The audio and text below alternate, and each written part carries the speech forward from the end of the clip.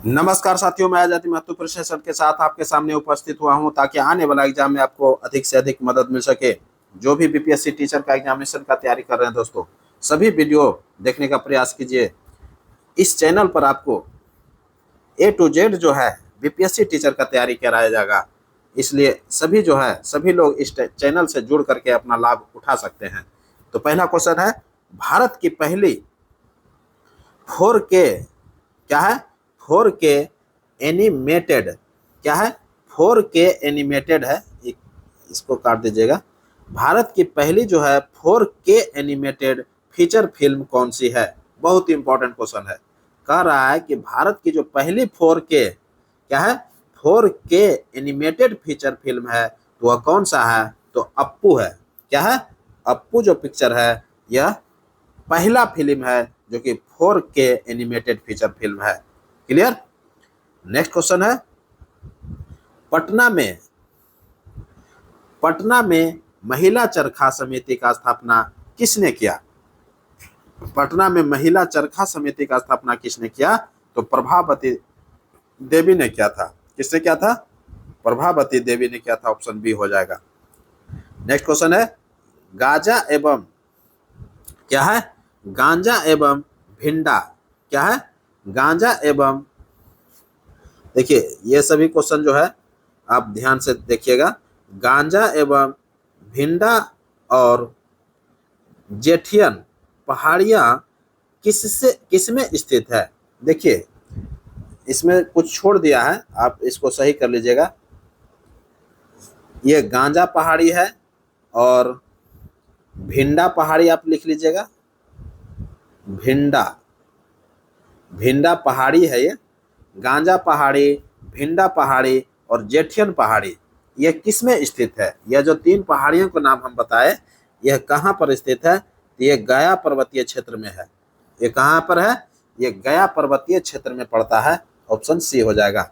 तो गांजा पहाड़ी, भिंडा पहाड़ी और जेठियन पहाड़ी जो है कहाँ पर है? तो गया क्षेत्र में, गया पर्वतीय क्षेत्र में है यह।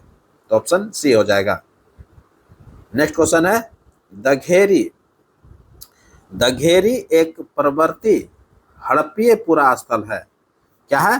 दघेरी क्या है? दघेरी एक प्रवर्ती हड़प्पीय पुरा स्थल है। तो कहां पर है ये? तो ये पंजाब में है।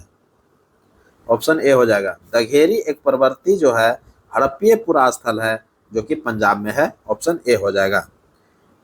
नेक्स्ट क्वेश्चन है, कौन सा कथन सत्य है?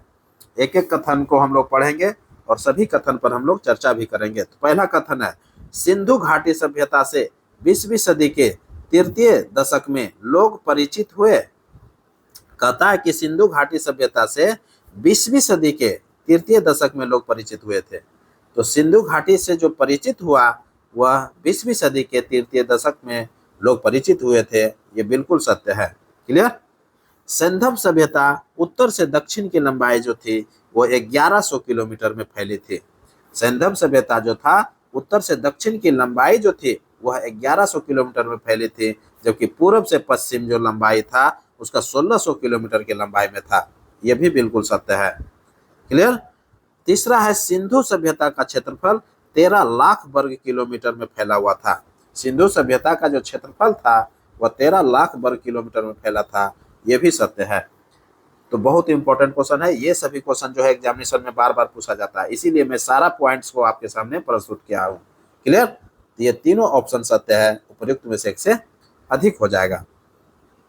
नेक्स्ट क्वेश्चन है, भारत का अंडमान एवं निकोबार द्वीप समूह, भारत का अंडमान और निकोबार द्वीप समूह किस जलमग्न पर्वत श्रृंखला का एक निर्गम हिस्सा है? क्या है? एक निर्गत हिस्सा है। तो अराकानियोमा का है। भारत का जो अंडमान और निकोबार द्वीप समूह है वो कहता है कि किस जलमग्न पर्वत श्रृंखला का एक निर्गत हिस्सा है? तो अराकानामियो का है। अराकानामियो। तो ऑप्शन क्या हो जाएगा? ऑप्शन बी हो जाएगा। अराकानियोमा जो है ये पर्वत श्रृंखला का ये हिस्सा है। तो ऑप्शन बी हो जाएगा। क्लियर?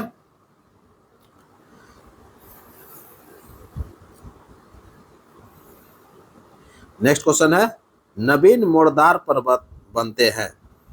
नवीन मोड़दार पर्वत जो बनते हैं कैसे बनता है? तो नवीन मोड़दार पर्वत जो बनता है अभिसारी प्लेट सीमा के साथ बनता है। अभिसारी प्लेट सीमा के साथ बनता है। ऑप्शन सी हो जाएगा। नेक्स्ट क्वेश्चन है, अंकुरन के दौरान जल्दी पुष्प की प्रक्रिया को प्रेरित करने के लिए बीज के द्रुत शीतन उपचार की प्रक्रिया को कौन सी प्रक्रिया कहते हैं? कहता है कि अंकुरन के दौरान जल्दी जो है पुष्प की प्रक्रिया को प्रेरित करने के लिए, पुष्प की प्रक्रिया को प्रेरित करने के लिए बीज के द्रुत शीतन बीज के द्रुत शीतन उपचार की प्रक्रिया को कौन सी प्रक्रिया कहते हैं? तो कौन सा प्रक्रिया कहते हैं? तो बरनलाइजेशन कहलाता है। क्या कहलाता है? बरनलाइजेशन कहलाता है। ऑप्शन ए हो जाएगा। नेक्स्ट क्वेश्चन है, भारत का आर्थिक संविधान या राजपूंजीवाद का बाइबिल के रूप में किसको जानते हैं?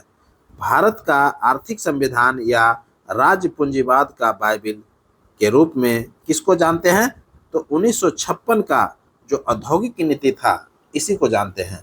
1956 का जो औद्योगिक नीति था ये भारत का आर्थिक संविधान या राजपूंजीवाद का बाइबिल के रूप में जाना जाता है। ये भी ध्यान में रखिएगा। औद्योगिक नीति पर 1956 के प्रस्ताव में 17 उद्योगों को जो है सार्वजनिक क्षेत्र के लिए आरक्षित किया गया था। औद्योगिक नीति जो 1956 में प्रस्तावित हुआ था उसमें 17 उद्योगों को सार्वजनिक क्षेत्र के लिए आरक्षित किया था। क्लियर, याद रखिएगा। नेक्स्ट क्वेश्चन है, पद्मश्री पुरस्कार विजेता कपिल देव प्रसाद का हाल ही में निधन हो गया। उन्हें किस कला के लिए पद्मश्री से सम्मानित किया गया था? पद्मश्री पुरस्कार विजेता कपिल देव प्रसाद का हाल ही में निधन हो गया। उन्हें किस कला के लिए पद्मश्री से सम्मानित किया गया था? तो बावन बूटी के लिए उसको क्या किया था? सम्मानित किया गया था। ऑप्शन बावन बूटी हो जाएगा। ऑप्शन ए हो जाएगा। क्लियर।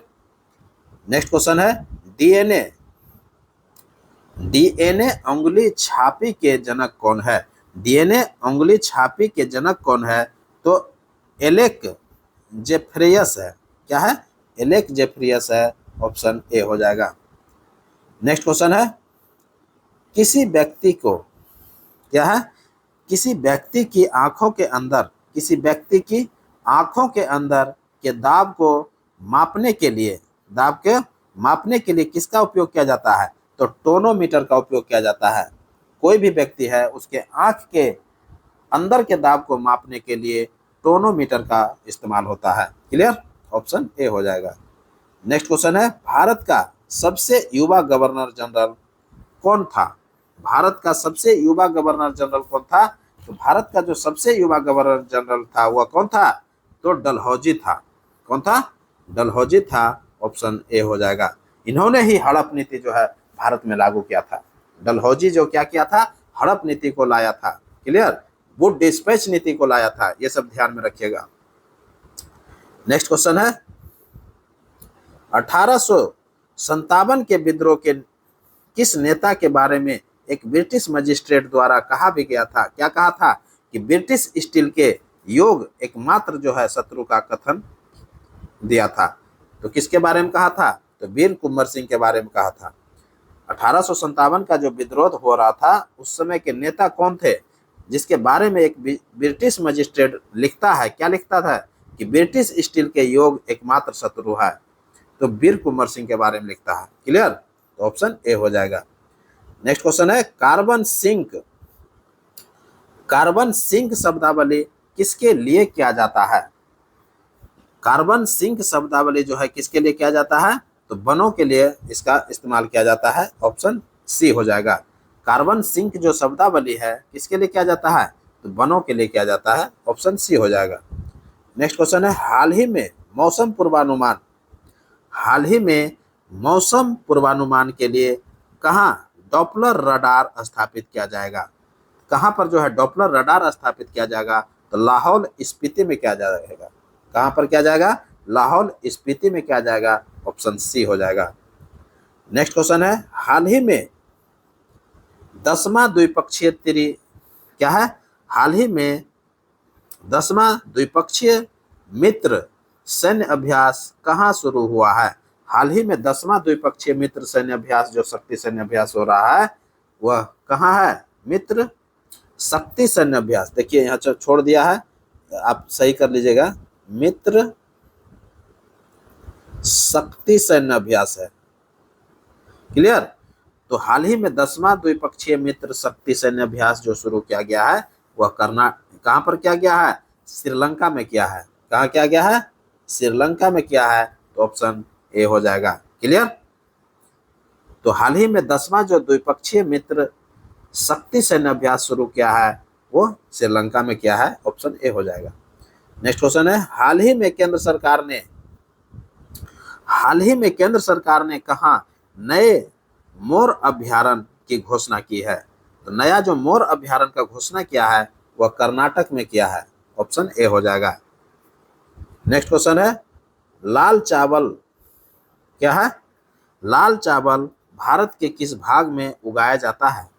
लाल जो चावल होता है, आप देखिएगा कि एक चावल जो देखिएगा लाल लाल टाइप का दिखता है, वो लाल चावल जो है भारत के किस भाग में उगाया जाता है? तो असम जो क्षेत्र है, असम के क्षेत्र में इसको उगाया जाता है। ऑप्शन ए हो जाएगा। क्लियर? ब्रह्मपुत्र घाटी का जो क्षेत्र है, ब्रह्मपुत्र घाटी में बिना रासायनिक खाद के उगाया जाता है। यह हाल ही में इस चावल को जो है पहली खेप जो है अमेरिका के लिए रवाना किया गया है। हाल ही में जो है इस लाल चावल को पहली खेप जो भेजा गया है, कहाँ भेजा गया है? तो अमेरिका में भेजा गया है। कोमल साउल का नाम सुने होंगे। कोमल साउल मैजिक राइस के नाम से जाना गया है। कोमल साउल को क्या बोलते हैं? मैजिक राइस बोलते हैं। ये चावल जो है असम में उगाया जाता है। कोमल साउल आप लिख लीजिएगा, ये असम में उगाया जाता है। ये भी चावल है, इसको मैजिक चावल के नाम से जानते हैं। कोमल साउल को क्या नाम से जानते हैं? मैजिक चावल के नाम से जानते हैं। और इसको जो है जीआई टैग भी प्रदान किया गया है। असम का जीआई टैग जो है, कोमल साउल को, मैजिक राइस को जो है जीआई टैग भी दिया गया है। लाल चावल भी कहाँ उगाया जाता है? असम में उगाया जाता है। लाल चावल का जो उगाया जाता है ब्रह्मपुत्र घाटी के क्षेत्र में, तो बिना रासायनिक खाद के उगाया जाता है। और इस चावल का जो पहला खेप भेजा है, वो अमेरिका में भेजा गया है। क्लियर? नेक्स्ट क्वेश्चन है, हाल ही में देश का पहला एआई क्या है? हाल ही में देश का पहला एआई आधारित आंगनबाड़ी केंद्र की शुरुआत कहाँ किया गया है? हाल ही में जो देश का पहला एआई आधारित आंगनबाड़ी केंद्र खोला गया है, वो गाजियाबाद में खोला गया है। ऑप्शन सी हो जाएगा, गाजियाबाद। गाजियाबाद कहाँ पड़ता है? उत्तर प्रदेश में पड़ता है। तो एआई आधारित जो आंगनबाड़ी केंद्र खोला गया है, वो गाजियाबाद में खोला गया। ऑप्शन सी हो जाए। नेक्स्ट क्वेश्चन, हाल ही में विश्व शिल्प परिषद द्वारा किस शहर को विश्व शिल्प शहर का नाम दिया गया है? तो हाल ही में जो विश्व शिल्प परिषद के द्वारा किस शहर को विश्व शिल्प शहर का नाम दिया गया है? तो किसको दिया गया है? श्रीनगर को दिया गया है। ऑप्शन क्या हो जाएगा? श्रीनगर हो जाएगा। ऑप्शन बी हो जाएगा। क्लियर? नेक्स्ट क्वेश्चन है, निम्न कथन में से कौन सत्य है? निम्न में से कौन सा सत्य है? एक एक करके कथन हम लोग देखेंगे। पहला कथन है, राज तरंगिणी के लेखक कल्हण है। तो राज तरंगिणी के लेखक जो है वो कल्हण है, यह बिल्कुल सत्य है। राज तरंगिणी में जो कल्हण जो लिखते हैं, तो कश्मीर का इतिहास के बारे में इसको जानकारी मिलता है। राज तरंगिणी में क्या मिलता है? कश्मीर के इतिहास के बारे में जानकारी मिलता है। दूसरा ऑप्शन है, अंतर्राष्ट्रीय न्यायालय का मुख्यालय दी हेग में है। तो बिल्कुल दी हेग में है। अंतर्राष्ट्रीय न्यायालय का मुख्यालय कहाँ है? दी हेग में है। और दी हेग जो पड़ता है, ये नीदरलैंड में पड़ता है। क्लियर? तो ऑप्शन 2 भी सही है। तीसरा ऑप्शन है, क्या है? उबंटू। क्या है? Ubuntu, UBUNTU। उबंटू जो है एक ऑपरेटिंग सिस्टम है। उबंटू क्या है? एक ऑपरेटिंग सिस्टम है। क्या यह सत्य है? तो ये बिल्कुल सत्य है। उबंटू क्या है? एक ऑपरेटिंग सिस्टम है। यह बिल्कुल सत्य है। तो ये तीनों कथन सत्य है। तो उपयुक्त में से एक से अधिक आंसर हो जाएगा। ऑप्शन डी हो जाएगा। क्लियर? चलिए नेक्स्ट क्वेश्चन। 9 नवंबर 1942 ईस्वी को क्या कह रहा है कि 9 नवंबर 1942 ईस्वी को जयप्रकाश नारायण के साथ कौन कौन हजारीबाग जेल से भाग निकले थे। बहुत इंपॉर्टेंट क्वेश्चन है। कह रहा है कि 9 नवंबर के दिन 1942 ईस्वी को जयप्रकाश नारायण के साथ कौन कौन हजारीबाग जेल से भाग निकले थे। कौन कौन भागे थे, तो उनके साथ में जो व्यक्ति थे वह कौन कौन थे। सूरज नारायण थे, शालिग्राम सिंह थे, योगेंद्र शुक्ला थे, रामानंद मिश्रा थे, गुलाली सोनार थे। ये सभी व्यक्ति जो है जयप्रकाश नारायण के साथ साथ भागे थे। तो कौन कौन था। सूरज नारायण, ये बिल्कुल सत्य है। शालिग्राम सिंह भी थे, यह भी सत्य है। योगेंद्र शुक्ल भी थे, यह भी सत्य है। रामानंद मिश्रा भी थे, यह भी सत्य है। गुलाली सोनार भी था, यह सत्य है। ये सभी व्यक्ति जो है क्या किए थे, जयप्रकाश नारायण के साथ 9 नवंबर 1942 को हजारीबाग जेल से फरार हो गए थे। क्लियर। ये उपयुक्त में से क्या हो जाएगा, सभी हो जाएगा। क्लियर। उपयुक्त में से एक से अधिक हो जाएगा। नेक्स्ट क्वेश्चन है, भारत छोड़ो आंदोलन के दौरान क्या है, भारत छोड़ो आंदोलन के दौरान किसने सरकारी नीति के विरोध में महाधिवक्ता के पद से त्यागपत्र दे दिया था। भारत छोड़ो आंदोलन के दौरान किसने सरकारी नीति के विरोध में महाधिवक्ता के पद से त्यागपत्र दे दिया था, तो बलदेव सहाय ने दे दिया था। किसने दिया था, बलदेव सहाय ने महाधिवक्ता के पद से इस्तीफा दे दिया था। ऑप्शन क्या हो जाएगा, ए हो जाएगा। क्लियर। नेक्स्ट क्वेश्चन है, दिल्ली सल्तनत में किस शासक के द्वारा सर्वप्रथम स्वर्ण मुद्रा का प्रचलन किया गया था। दिल्ली सल्तनत का जो शासन काल चल रहा था तो उसमें कहता कि कौन सा शासक था जिन्होंने स्वर्ण मुद्रा का प्रचलन किया था, तो हुमायूं ने किया था। किसने किया था, हुमायूं ने किया था। ऑप्शन ए हो जाएगा। नेक्स्ट क्वेश्चन है, झांसी की रानी लक्ष्मीबाई की मृत्यु कहां पर हुई थी। बहुत ही इंपॉर्टेंट क्वेश्चन है दोस्तों। ये क्वेश्चन पिछले ही बार पूछ लिया गया था।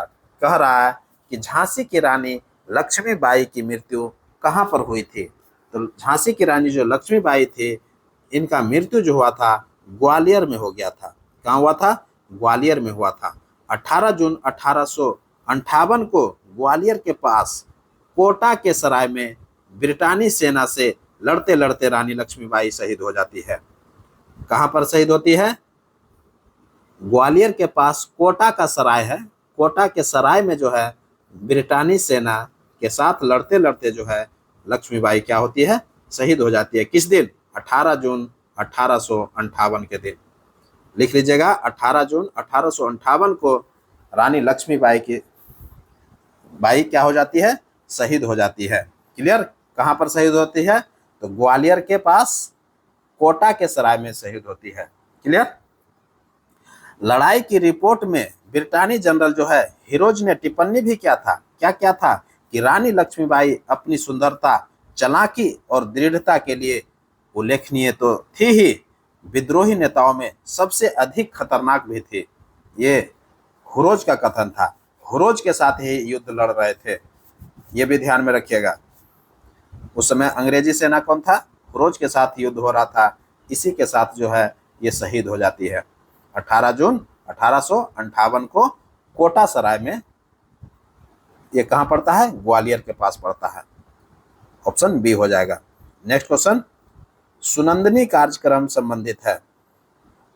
सुनंदनी कार्यक्रम जो है संबंधित है तो किससे है, आंगनबाड़ी कार्यकर्ताओं से है। आंगनबाड़ी कार्यकर्ताओं से है।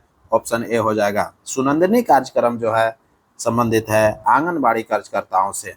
इसके तहत क्या करता है कि आंगनबाड़ी कार्यकर्ताओं को ECCE प्रारंभिक बालिया अवस्था देखभाल एवं शिक्षा का 6 महीनों का सर्टिफिकेट कोर्स और 1 साल का डिप्लोमा कोर्स कराया जाएगा। इसके तहत किसके, ECC के जो है ECCE अर्थात प्रारंभिक बालिया अवस्था देखभाल एवं शिक्षा के लिए जो है क्या है कि आंगनबाड़ी कार्यकर्ताओं को 6 महीने का सर्टिफिकेट कोर्स और 1 साल का डिप्लोमा कोर्स कराया जाएगा इसके तहत। क्लियर। किसके तहत? प्रारंभिक बाल्यावस्था का देखभाल एवं शिक्षा के लिए। क्लियर? किसको कराया जाएगा? तो आंगनबाड़ी कार्यकर्ताओं को कराया जाएगा। किस कार्यक्रम के तहत? सुनंदनी कार्यक्रम के तहत। क्लियर? चलिए नेक्स्ट क्वेश्चन है, उपन्यास टॉम ऑफ सेंड, उपन्यास टॉम ऑफ सेंड रेत की समाधि के लेखक कौन है? तो गीतांजलि श्री है। इसका कौन है? ऑप्शन ए हो जाएगा गीतांजलि श्री। उपन्यास टॉम ऑफ सेंड जो है, जिसको रेत की समाधि के नाम से जाना गया है, कि लेखक जो है गीतांजलि श्री है। ऑप्शन ए हो जाएगा। भारतीय लेखिका गीतांजलि श्री के हिंदी उपन्यास रेत की समाधि, रेत समाधि को जो है अंतर्राष्ट्रीय बुकर पुरस्कार से नवाजा गया है। इसको क्या क्या है? अंतर्राष्ट्रीय बुकर पुरस्कार से नवाजा गया है। इसी के साथ गीतांजलि श्री हिंदी भाषा के किसी उपन्यास के लिए अंतर्राष्ट्रीय बुकर पुरस्कार हासिल करने वाली पहली भारतीय लेखिका भी बन गई है। ये ध्यान में रखिएगा। क्या क्या हमने कहा कि गीतांजलि श्री जो है हिंदी भाषा के लिए किसी भी उपन्यास के लिए अंतर्राष्ट्रीय बुकर पुरस्कार जो हासिल करने वाली बनी है, ये प्रथम भारतीय महिला बनी है। क्लियर? रेत की समाधि अर्थात टॉम ऑफ सेंड के नाम से अंग्रेजी में अनुवाद किया गया है। रेत की समाधि को क्या किया गया है? टॉम ऑफ सेंड के नाम से अंग्रेजी में अनुवाद किया था। तो किसने किया था? डेजी रॉकवेल ने किया था। किसने किया था? डेजी रॉकवेल ने किया था। ऑप्शन डेजी रॉकवेल कर लीजिएगा। क्लियर? तो रेत की समाधि, रेत समाधि का जो अंग्रेजी में अनुवाद किया था, किसने किया था? डेजी रॉकवेल ने किया था। टॉम ऑफ सेंड के नाम से किया था। टॉम ऑफ सेंड के नाम से किया था। क्लियर? नेक्स्ट क्वेश्चन की ओर बढ़ते हैं और ये अंतिम क्वेश्चन होगा। कह रहा है कि लाल रंग कनिका विहीन जंतु है। लाल रक्त कनिका विहीन जंतु है। तो लाल रक्त कनिका जो, ये लाल रक्त हो जाएगा, रंग लिख दिया है, रक्त कर लीजिएगा। लाल रक्त कनिका विहीन जंतु है तो कौन है? तो केचुआ है। केचुआ में जो होता है लाल रक्त नहीं होता है, ये ध्यान में रखिएगा। केचुआ में आरबीसी नहीं होता है। केचुए एक ओ कशेरुकीय है जो जीनस फेरोटीमा से संबंधित है। उनके पास एक बंद प्रकार की रक्त वाहिका प्रणाली होती है जिसमें रक्त वाहिकाएं, कोशिकाएं और एक हृदय शामिल होता है। क्या होता है? एक हृदय शामिल होता है। किससे? ये भी ध्यान में रखिएगा। केचुआ में जो होता है एक हृदय शामिल होता है, ये भी ध्यान में रखिएगा। तो इसी के साथ अब हमको इजाजत दीजिए। मैं पुनः एक नए वीडियो के साथ आपके सामने उपस्थित होऊंगा। तब तक के लिए पढ़िए और नेक्स्ट वीडियो का इंतजार कीजिए। नमस्कार, जय हिंद।